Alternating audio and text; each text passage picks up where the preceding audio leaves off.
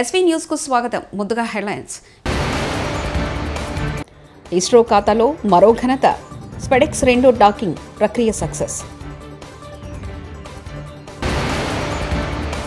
అమిత్ షాతో భేటీ అయిన సీఎం చంద్రబాబు.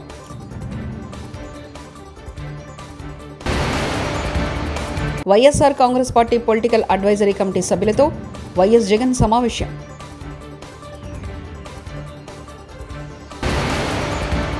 చంద్రబాబు నిజస్వరూపం మరోసారి బట్టబయలు. ఆర్కే రోజా.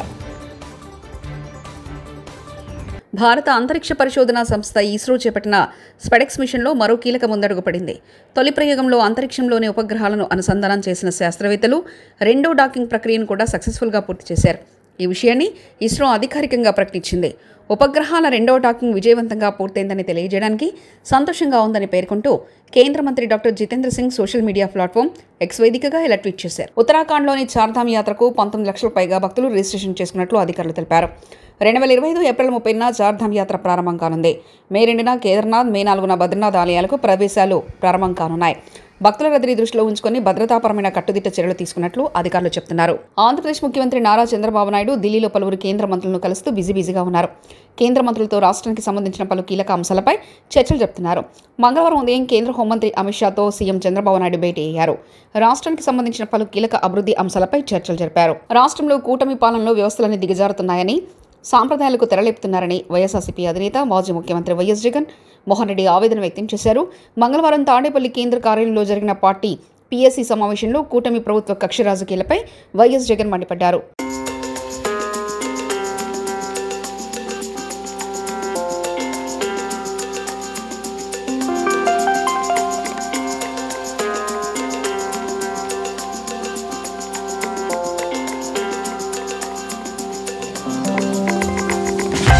తెలంగాణలో ఇంటర్ ఫలితాలు విడుదల. ఇంటర్ మొదటి సంవత్సరం ఉత్తీర్ణత శాతం 66.89%, బాలుర ఉత్తీర్ణత 57.83%, బాలికల ఉత్తీర్ణత 73.83%. మొదటి సంవత్సరం విద్యార్థులు పరీక్షలు హాజరైన మొత్తం విద్యార్థులు 4,88,430. ఇంటర్ ద్వితీయ సంవత్సరం ఉత్తీర్ణత శాతం 71.37%, బాలుర ఉత్తీర్ణత 57.83%, బాలికల ఉత్తీర్ణత 74.21%. ఇక ద్వితీయ సంవత్సర పరీక్షలకు హాజరైన మొత్తం విద్యార్థులు 5,08,582. సోడా మీడియా కన్వీనర్ కాదురా బాబు, అది సోషల్ మీడియా కన్వీనర్. 2 వేరు పోలీస్ స్టేషన్ నుండి వచ్చే నోటీసులు ఒకే విధంగా వస్తున్నాయంటే అది ముఖ్యమంత్రి కార్యాలయం నుండి వస్తున్నట్లు, కనీసం సోషల్ మీడియా కన్వీనర్ అని కూడా రాయలేకపోతున్నారు పాపం అంటూ బీఆర్ఎస్ నాయకుడు మర్ని కృష్ణాంగ్. వాళ్ళు కూడా సోడా మీడియా కన్వీనర్ అని రాశారు. ఈ సోడా ఏంటిదా బాబు, సోషల్ మీడియా. ఇది ఇంకెవరికైనా పోయి ఇవ్వండి, మరి ఏ బిస్లరీ అనుకో కిన్లే అనుకో వానికి ఇవ్వండి, మాకెందుకు వచ్చిస్తున్నారు అంటే గచ్చిబౌలి పిఎస్, మాదాపూర్ పిఎస్ ఎవరు టైప్ చేస్తున్నారు? 2 వేరు పిఎస్లలో వచ్చిన నోటీసులలో ఒకటే టెక్స్ట్ వస్తుంది అని అంటే దాని అర్థం ముఖ్యమంత్రి కార్యాలయం ఒట్టి పంపిస్తున్నట్టుంది, ఇట్లా వేయండి మీరు అని. దాంట్లోనే అర్థమైపోతున్నది. పొంగులేటిని ముఖ్యమంత్రి, ఇరిగేషన్ మంత్రిని చేసిన భువనగిరి కాంగ్రెస్ ఎమ్మెల్యే కుంభం అనిల్ కుమార్ రెడ్డి. ఈరోజు ముఖ్యమంత్రి గారు వచ్చిండ్రు, ఇరిగేషన్ శాఖ మంత్రులు వచ్చిండ్రు, ఈరోజు రెవెన్యూ శాఖ మంత్రులు వచ్చి ఈరోజు రైతులకు అతిపెద్ద సమస్య గడచిన కొద్దేళ్ల నుంచి మరి ఏదైతే ధరణి చట్టంతో ఎల్బీనగర్ స్టేడియంలో ప్రమాణ స్వీకారం చేసినప్పటి నుంచి ఇప్పటి వరకు ముఖ్యమంత్రి మంత్రులు ఒక్కరోజు సెలవు తీసుకోకుండా పనిచేశారు. కాంగ్రెస్ ఎంపీ చామల కిరణ్ కుమార్ రెడ్డి నిమిషాల నుంచి ఈ సంవత్సరంన్నర దాకా కూడా ఏ మంత్రి కానీ ఏ ఎమ్మెల్యే కానీ ఈవెన్ ముఖ్యమంత్రి గారు కూడా ఒక్క సెలవు దినం తీసుకున్నటువంటి పరిస్థితి లేదు. 10 మందికి అన్నం పెట్టే రైతుల వడ్లు కొనుక్కుంటే మీరెందుకు, మీ ప్రభుత్వం ఎందుకు? వడ్లు కొనుక్కుంటే రోడ్ల మీద టెంట్లు వేసి కూర్చుంటాం. సిరిసిల్ల జిల్లా గంభీరావుపేట మండల కేంద్రంలోని ఐకేపీ సెంటర్లో వడ్లను కొనాలని రైతన్నల ఆందోళన. 10 మందికి అన్నం పెట్టే రైతులు వడ్లు కొనకుండా ఈ ప్రభుత్వం మోసం చేస్తుందని రోడ్డు మీద వరి బస్తాలను వేసి నిరసన తెలిపారు అన్నదాతలు.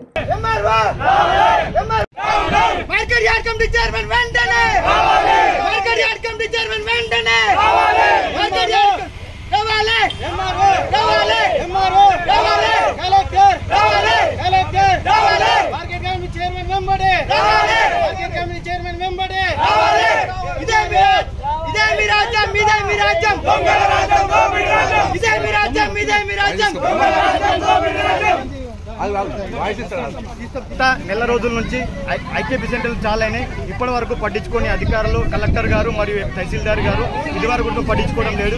ఇక్కడ ఎలాంటి ట్రాన్స్పోర్ట్ అనేది జరగడం లేదు. గత వారం 10 రోజుల నుంచి దగ్గర 2000 బ్యాగులు ఉన్నాయి. ఇక్కడ నుంచి ఎలాంటి ట్రాన్స్పోర్ట్ జరగడం లేదన్న. తిరుమల శ్రీవారిని ప్రముఖ నటుడు విజయ్ కుమార్ దర్శించుకున్నారు. మంగళవారం వీఐపీ ప్రారంభ విరామ దర్శన సమయంలో కుమార్తె శ్రీదేవి కుటుంబ సభ్యులతో కలిసి ఆయన స్వామివారి సేవలో పాల్గొన్నారు. అంతకుముందు తిరుమల తిరుపతి దేవస్థానాధికారులు వీరికి స్వాగతం పలికి దర్శన ఏర్పాట్లు చేశారు.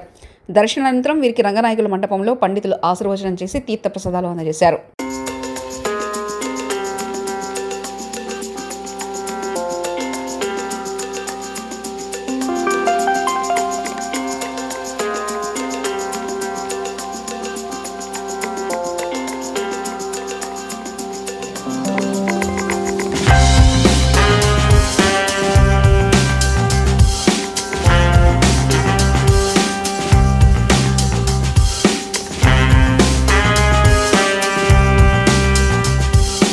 వస్తుంటాము ఫ్యామిలీగా ఇక్కడ. సో ఇవాళ దర్శనం చాలా బాగా జరిగింది అండ్ చాలా హ్యాపీగా ఉంది.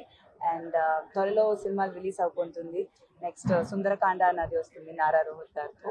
సో చాలా వెయిటింగ్, మళ్ళీ సినిమాలు వచ్చి రిలీజ్ అయ్యి మంచి సక్సెస్ఫుల్గా మంచి సినిమాలు చేయాలి అనేది చాలా హ్యాపీ. థ్యాంక్ యూ అండి. అందరూ బాగుండాలి. అమెరికా ఉపాధ్యక్షుడు జేడీ వాన్స్ రాజస్థాన్లోని జైపూర్లో పర్యటించారు. ఆయన సతీమణి ఉషా వాన్స్ 3 పిల్లలతో కలిసి అంబర్ కోటను సందర్శించారు. వారు కోటలో ప్రవేశించగానే గజరాజులు వారికి స్వాగతం పలికాయి. కోట మార్గం వద్ద రాజస్థాన్ సాంప్రదాయ దుస్తుల్లో పలువురు కళాకారులు నృత్య ప్రదర్శన చేశారు. ఈ ప్రదర్శనను జేడీ వాన్స్ పిల్లలు ఆసక్తిగా వీక్షించారు. అమెరికా ఉపాధ్యక్షుడి పర్యటన నేపథ్యంలో అంబర్ కోట పరిసర ప్రాంతాల్లో కట్టుదిట్టమైన భద్రత ఏర్పాటు చేశారు.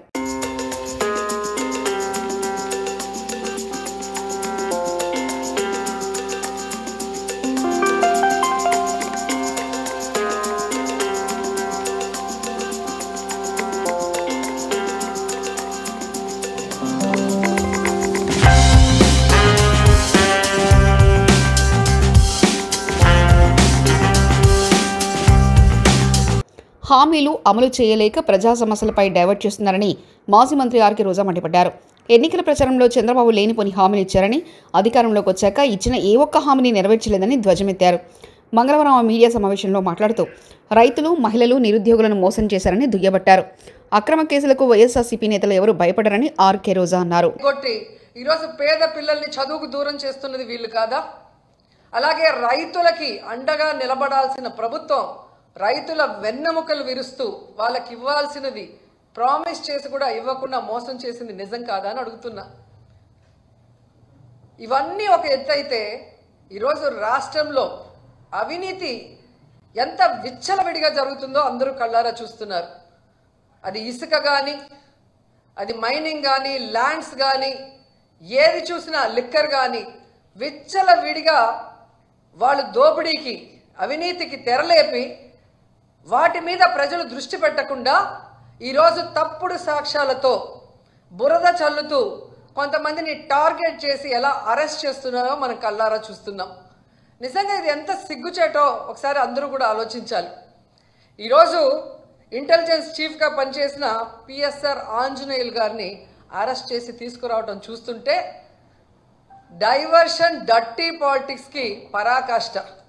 అంటే ఈ కూటమి ప్రభుత్వం ఎంత దిగజారిపోయిందో ఇక్కడ స్పష్టంగా అర్థమవుతుంది.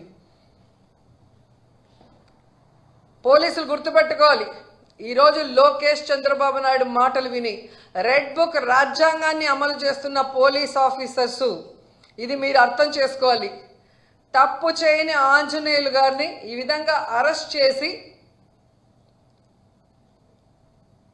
ఆయన్ని హ్యూమిలేట్ చేస్తూ అవమానపరుస్తుంటే తప్పు చేసిన మిమ్మల్ని చట్టం ముందు నిలబెట్టి మీకు బుద్ధి చెప్పే రోజు దగ్గరలో ఉంది. కాబట్టి అలాంటి తప్పులు చేయకుండా మీ పని మీరు కరెక్ట్గా చేయమని కూడా ఈ సందర్భంగా తెలియజేసుకుంటున్నాను. ఎందుకంటే ఏదో కిరీటం పెట్టేస్తారు చంద్రబాబు నాయుడు, లోకేష్ అని చెప్పి చాలా చోట్ల పోలీసులు పెద్ద స్థాయి నుంచి కింద స్థాయి వరకు అందరూ కూడా వన్ సైడ్గా తప్పుడు సాక్ష్యాల్ని సృష్టించి తప్పుడు కేసులు పెట్టి ఇష్యూస్ డైవర్ట్ చేయడమే లక్ష్యంగా చంద్రబాబు పనిచేస్తున్నారంటూ వైఎస్ఆర్సీపీ నేత మాజీ మంత్రి అంబటి రాంబాబు మండిపడ్డారు. మంగళవారం ఆయన మీడియా సమావేశంలో మాట్లాడుతూ నీతి నిజాయితీ కలిగిన పిఎస్ఆర్కు అరెస్ట్ చేశారు. డీజీపీ కూడా అవ్వాల్సిన వ్యక్తిని అరెస్ట్ చేశారు. జత్వాని అరెస్టు చట్ట ప్రకారమే జరిగింది. చంద్రబాబును అరెస్ట్ చేశామన్న కక్షతోనే పిఎస్ఆర్కు అరెస్ట్ చేశారంటూ అంబటి ఆగ్రహం వ్యక్తం చేశారు. డీజీపీ కూడా అవ్వవలసినటువంటి వ్యక్తి ఇవాళ అరెస్ట్ చేశారు. ఇవాళ అరెస్ట్ చేసి తీసుకొస్తున్నారు. ఏమిటి దారుణం నేను అడుగుతా ఉన్నా. ఎందుకు అరెస్ట్ చేశారు? జత్వాని అనే ఒక మహిళని అరెస్ట్ చేశారని, కొట్టారనో తిట్టారనో ఏదో చేశారని కాదు, డ్యూటీలో ఉండి అరెస్ట్ చేశారని 3 అధికారుల మీద కేసు పెట్టారు. బాంబేలో నటిగా ఉన్నటువంటి ఒక చిన్న నటిగా ఉన్నటువంటి ఒక జత్వాని మీద కుక్కల విద్యాసాగర్ అనే వ్యక్తి కంప్లైంట్ ఇస్తే ఆ కంప్లైంట్ రిజిస్టర్ చేసి చట్టబద్ధంగా బాంబే వెళ్ళి ఆ రోజున సిపి గారు, ఏసీపీ గారు వెళ్ళి అరెస్ట్ చేసి తీసుకొచ్చి కోర్టులో ప్రొడ్యూస్ చేశారు. కోర్టు రిమాండ్ ఇచ్చింది. రిమాండ్ తర్వాత బెయిల్ తీసుకు వెళ్ళారు. అంత చట్ట ప్రకారం జరిగినటువంటి అంశం. దానిలో ఇవాళ కేసు పెట్టారండి. వాళ్ళిద్దరి మీద కూడా కేసు పెట్టారు. విద్యాసాగర్ని అరెస్ట్ చేశారు, ఆయన బెయిల్ వచ్చేసింది. కాంతిలాల్ టాటా సిపి, ఆయనకి బెయిల్ వచ్చేసింది, యాంటిసిపేటరీ బెయిల్. విశాల్ గున్ని మనకు ఎస్పీగా చేశాడు గుంటూరుకి, ఉమ్మడి గుంటూరు జిల్లాకి, ఆయన కూడా యాంటిసిపేటరీ బెయిల్ వచ్చేసింది. ఆ రోజున ఇంటెలిజెన్స్ చీఫ్గా పిఎస్ఆర్ ఆంజనేయులు గారు పనిచేస్తున్నారు. ఆయన కోర్టుకి వెళ్ళా, బెయిల్ తెచ్చుకోవాలా. బహుశా అరెస్ట్ చేయాలనుకున్నారో లేదా చట్టబద్ధంగా చట్ట ప్రకారంగా చేయాలనుకున్నాడో యాంటిసిపేటరీ బెయిల్కి వెళ్ళా. జ్యోతినగర్లోని వెంకటేశ్వర స్వామి దేవాలయంలో శ్రీ వెంకటేశ్వర కళ్యాణం అంగరంగ వైభవంగా నిర్వహించారు.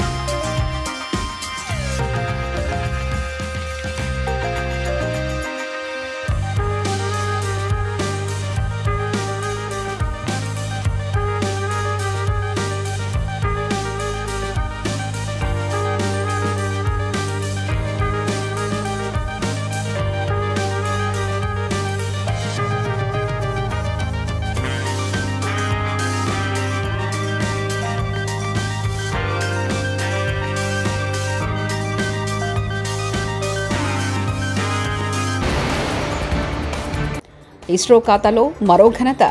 స్పెడెక్స్ 2 డాకింగ్ ప్రక్రియ సక్సెస్. అమిత్ షాతో భేటీ అయిన సీఎం చంద్రబాబు.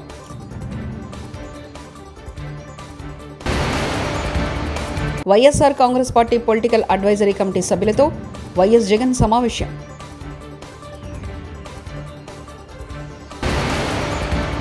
చంద్రబాబు నిజస్వరూపం మరోసారి బట్టబయలు. ఆర్కే రోజా. ఇవి బులెటిన్ విశేషాలు. చూస్తూనే ఉండండి ఎస్వీ న్యూస్.